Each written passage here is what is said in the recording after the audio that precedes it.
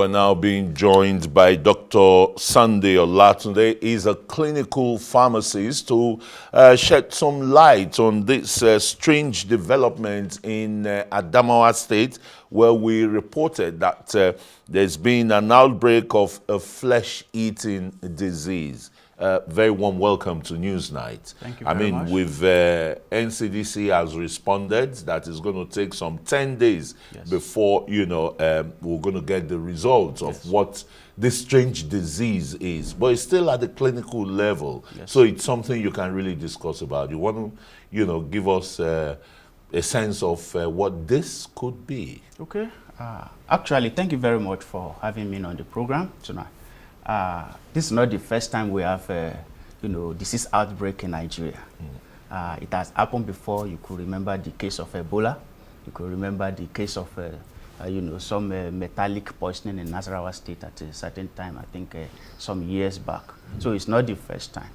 And, for every new disease that is out this way, there's a need, the way the authorities have actually sent sample to NCDC. Because you will need to first and foremost identify, characterize, classify, and it's at that level you will now think of what could be the preventive measure. I want to believe that you don't look at the cause first before preventive, because it's in the investigation. It's in this investigation that you will know the cause. Because sending sample to the lab means that histology will be taken. That's histology processes will be taken. Then you'll be able to identify what exactly the cause is through your histological. And this is quite strange. Flesh eating. I don't know if our viewers are able to watch, but I really couldn't stand, watching it because it's so. It's really bad. Let me use that word. Yeah, really, really bad. And it eats the flesh and to the bones and the rest. Chances of survival or deformation are high. Well, as it is, information available to us is very, very minimal. Nobody can tell exactly whether it's a kind of prognosis will be quite fatal. That is what comes after this kind of infection, or we cannot even say whether it is an infection or it is a metallic poisoning.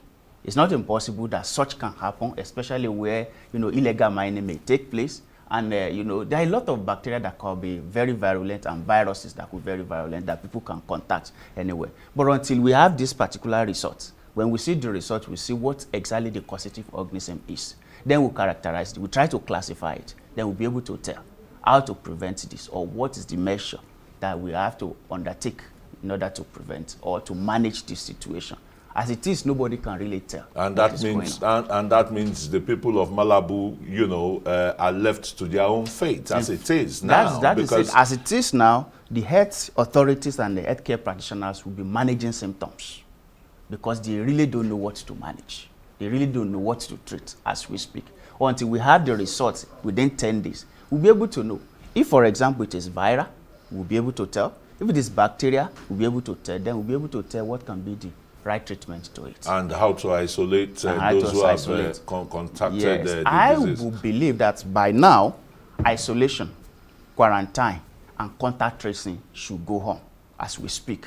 Since we just like we did during Ebola and all of that and COVID-19. And the rest, Yes, that's the way to go, because now that we don't know where we can place the situation, the first thing to do is to go ahead and quarantine. Everybody who has got contact with the patient, as much as possible, monitor them and try to isolate them from the public so that the transmission will not continue unabated. Yeah, but an outbreak of this magnitude, the public will be so frightened that it's going to take NCDC 10 days. And the samples had to be moved from Adamawa to Abuja. Yes, sir. Thank you.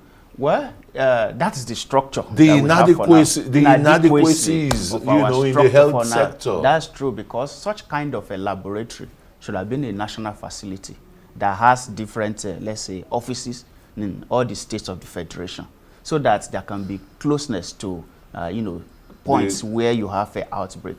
But in a situation where we cannot really reproduce NCDC all over the state of the federation, that becomes a big challenge, actually.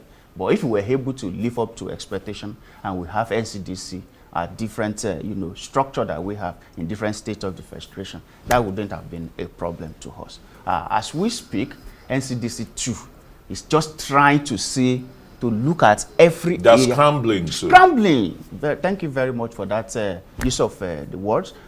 Scrambling. We are just scrambling for now. Until after that 10 days, we know what exactly we are dealing with. And when you don't know what you are dealing with, solution is not in sight. And another problem is going to be the pharmaceuticals to take care of, the treatments thereafter. Are they going to be available? Yes, depending on what the causative agent is. If it's a chemical agent, if it is a metallic poisoning, we cannot tell. If it is an infectious diseases, if it's viral usually don't have, most of the time don't have, pharmacological, solution easily. But if it's bacteria, that will easily be a solution to it. We hope that the result comes out and we are able to actually classify and know what exactly we are dealing with. What's the state? I mean, the Ebola is broken out again, from its origin in DR Congo, yes. And the NCDC has said, look, no cause for alarm, there is no Ebola outbreak in Nigeria and the rest, and yes. We know how rodent habitats have been invaded and yes. Poor storage or health, facility, environmental, degradation yes. Of the environment and the rest, There are possible fears that this could be in the offing to Ebola outbreak in the country. Well, I really cannot tell for now until that happens. But with all I can say for now, what we have on our hand is this particular outbreak that has affected about 30 persons in Adamawa. And only eight of them came forward for investigation. Because when we say assessing a healthcare facility, investigation will be included in it. But when people refuse to actually go to the hospital to seek help, who is now going to investigate the problem? How do we classify it? How do we identify the problem? So I want to encourage people, those who are affected actually, to seek medical help wherever it is so that they can be properly taken care of and we can properly diagnose and investigate the issue. Thank you so very much for shedding light on this new phenomenon yet to be classified yes. According to the Nigeria Center for Disease Control. But Dr. Sunday Olatunde is a clinical pharmacist who's come to tell us maybe since the disease is still at the clinical stage and the rest, no name yet for it, but we only know that it's flesh-eating. It destroying the bones. Degenerates from being a boil to eating the flesh and yes, destroying the bones. Yes. Thanks so very much for coming on.